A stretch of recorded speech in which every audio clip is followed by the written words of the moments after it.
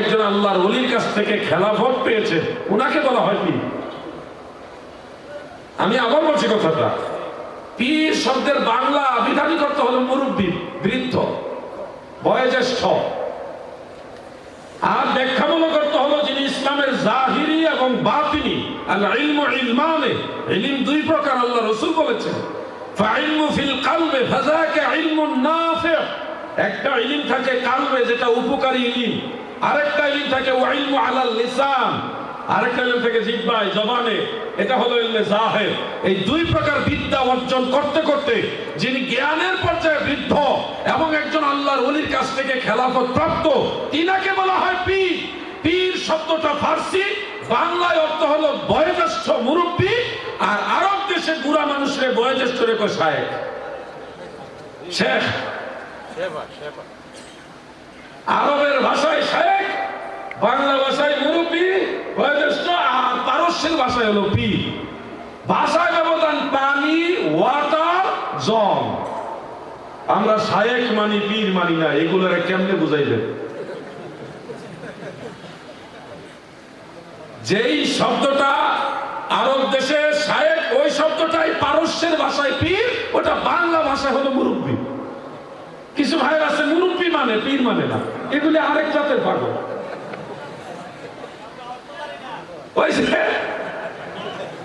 তবে সব সময় সাবধান, কামেল পীরের পাশাপাশি ভণ্ড পীরও আছে। ভণ্ডদেরকে আমরা মানব না, কিন্তু আল্লাহর ওলি যারা কামেল পীর তাদেরকে মানব। আমার পীর কেবলা জান খাজা বাবা একটা ছন্দ বলতেন, কামেল মোকাম্মেল পীর নায়েবে নবী রাসূলের, কামেল মোকাম্মেল পীর নায়েবে নবী রাসূলের, খুরশিদেশ কাশ বাবা অমূল্য রতন গো। আল্লাহর ওলি যারা, সত্যিকারের কামেল পীর যারা, ওনারা আমাদের জন্য অমূল্য রতন, অমূল্য নিয়ামত। কামেল পীর পাওয়া যায় না রে ভাই, একটু কঠিন। আমার কাছে কঠিন, আর আপনাদের কাছে সহজ না। আমি সারাটা দেশ ঘুরি, আল্লাহ পাকের দয়ায় মদিনাওয়ালার উসিলায় ঘুরি। কামেল পীর খুব কম, যাদের সাথে দয়াল নবীর সম্পর্ক, এরকম পীরের সংখ্যা খুব। সাবধান, কামেল পীর এবং ভণ্ড পীর দুইটা দেখতে একরকম, কাক আর কুকি একই দেখতে, কালো, এটাও কালো ওটাও কালো, প্রায় সেম সেম, কিন্তু আওয়াজে ভিন্নতা আছে। যারা ভণ্ড পীর তাদের কথার মধ্যে তাকওয়া থাকবে না, হুব্বে রাসূল থাকবে না। কিন্তু যারা কামেল পীর তাদের দেখলেই আল্লাহর কথা মনে হবে, তাদের দেখলেই তাকওয়া আসবে, হুব্বে রাসূল আসবে, নবীর মহব্বত আসবে। ঠিক না বেঠে? ইলমে বাতেন নাহি যারো হাসরে সে অন্ধর, এশকে নবী নাহি যারো দোজখেতে সেই তর।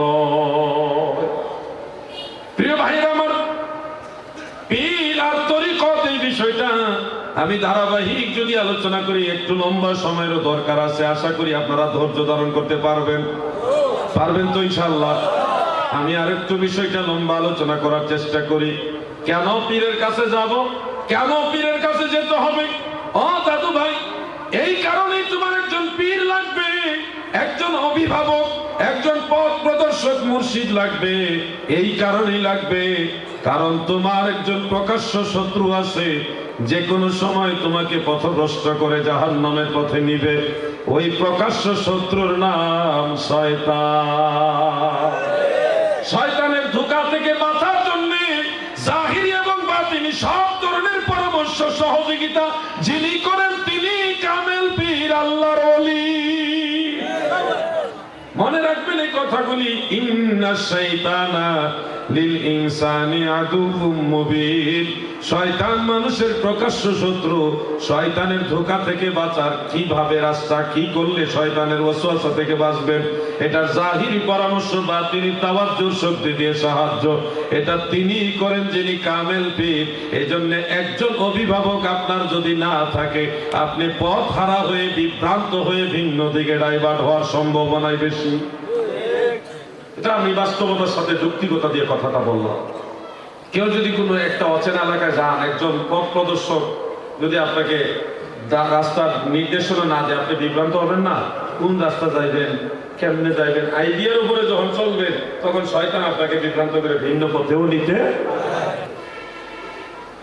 দাদু ভাই আমার, এই জন্য আল্লাহ তাআলা পবিত্র কোরআনে আল্লাহ ওয়ালা যারা তাদের সহবতের গুরুত্ব দিয়ে বলেন, ইয়া আইয়ুহাল্লাযীনা আমানু, ইয়া আইয়ুহাল্লাযীনা আমানু তাকুল্লাহ ওয়া কুনু মা'আস সাদিকিন।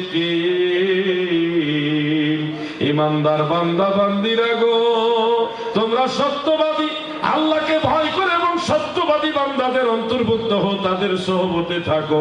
থাকলে লাভ হলো কি? আমার আল্লাহ সূরা কাহাফের 17 নম্বর আয়াতে বলেন, মাইয়াহদিয়াল্লাহু ফাহুয়াল মুহতাদি ওয়া মাইয়ুদলিল ফালান তাজিদা লাহু ওয়ালিয়াম মুরশিদা।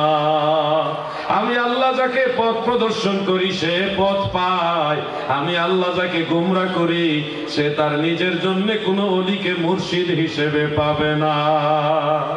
আল্লাহ বলছে, আমি না, আল্লাহ স্বয়ং আল্লাহ বলেছেন, মহান আল্লাহ বলেছেন, আমি যাকে গোমরা করি সে তার নিজের জন্য কোনো ওলিকে মুর্শিদ হিসেবে পায় না। মুর্শিদ মানে যিনি পথ প্রদর্শক, কোন রাস্তা দেখাবেন? মদিনাওয়ালা রাস্তা, জান্নাতের রাস্তা, আল্লাহকে পাওয়ার রাস্তা যিনি দেখাবেন তিনি হলো মুর্শিদ।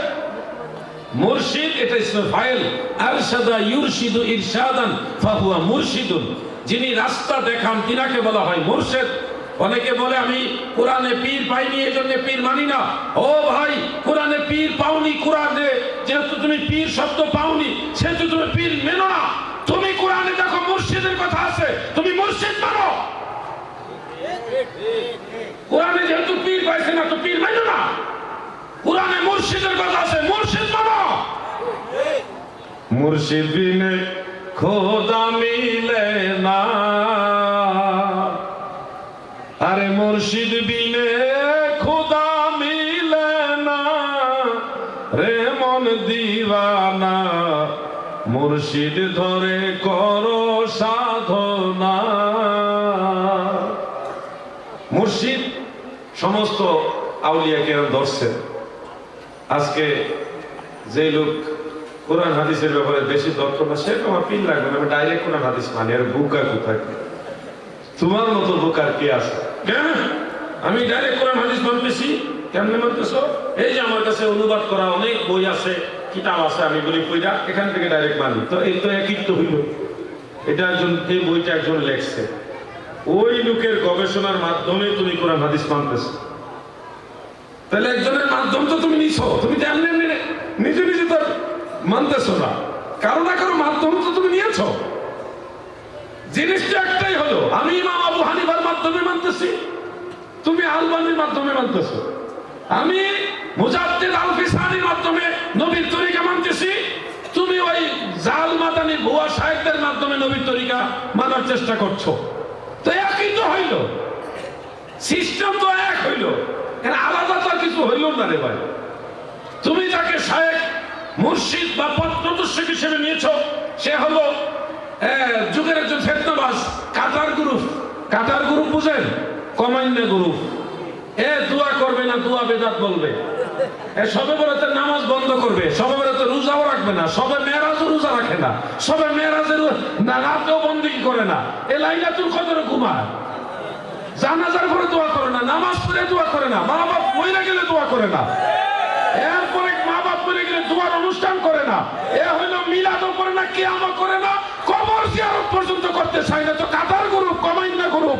তুমি যাকে মুর্শিদ মানো, সে হইল কমান্ডা করো, আমি তাকে মুর্শিদ মানি, সে তিনটার সময় আমাদেরকে নিয়ে আল্লাহকে ডাকে, ঠিক না বেঠিক? এই হলো তোমার মুর্শিদ আর আমার মুর্শিদের ব্যবধান। তোমার মুর্শিদ নামাজের পরে দোয়া করে না, আমার মুর্শিদ নামাজের পরে আল্লাহর কাছে হাত বাড়ায়। তোমার মুর্শিদ রাইতে ঘুমায়, ঘুমানো ইবাদত, আর আমার মুর্শিদ শেষ রাতে আমাদেরকে নিয়ে আল্লাহর দরবার ভিক্ষার জন্য পাচ্ছে। তোমার মুর্শিদ ওই মানুষ মরে গেলে দোয়া করে না, আর আমার মুর্শিদ জানাজা পরে মানুষের জন্য দোয়া